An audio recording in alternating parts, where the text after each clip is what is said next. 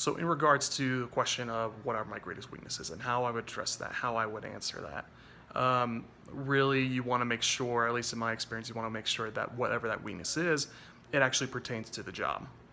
As in, it actually is about what it means for your performance or how this could affect your performance doing the job. Now, that might make it seem counterintuitive because you don't want them to know why you can't do the job necessarily.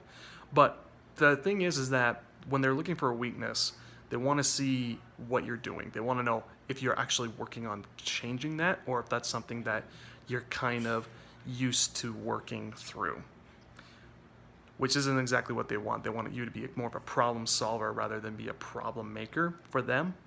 So if I was to be asked that question, let's say I'm interviewing for my current position, which is a supervisor in the scheduling department over at Vivint, I would address it in this way.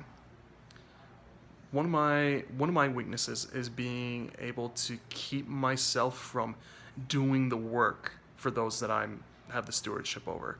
I tend to be a little bit more hands-on, and so oftentimes when I am giving a task or an assignment to someone else to do, and they're kind of struggling with it, I tend to take it over myself and get it done because I prefer to get things done. The thing that I understand and the problem with that is that doesn't help them be able to learn how it is that they're doing this thing or how they should be going about doing this thing. And that obviously will lead to large stress on myself and other management to try and get things done. We're not spending the time training as we should. So one of the things that I have been working on and been trying to do a little bit more is kind of letting them drive. Essentially what that means is I kind of give them step-by-step directions as they're doing the thing that I'm talking about. It is a little time consuming, however, being able to help them actually, not just visually, but actually doing the thing that I'm asking them to do and answering their questions along the way, I tend to find that that's the only time that I have to do that with them. And then along the way, just kind of help teaching them the tricks and tips on how they're able to figure these things out themselves.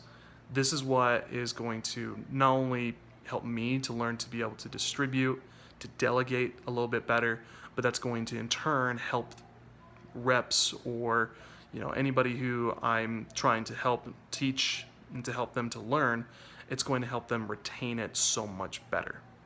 So now what I've done is that I've shown that this is what it is that I'm working on. This is pertainable to the job, but I can show you that as I'm working on this is not only good for me, but this is also a way that it helps other people. So they can see that my solution for myself is more than just for me. My solution for myself has an effect on all those around me.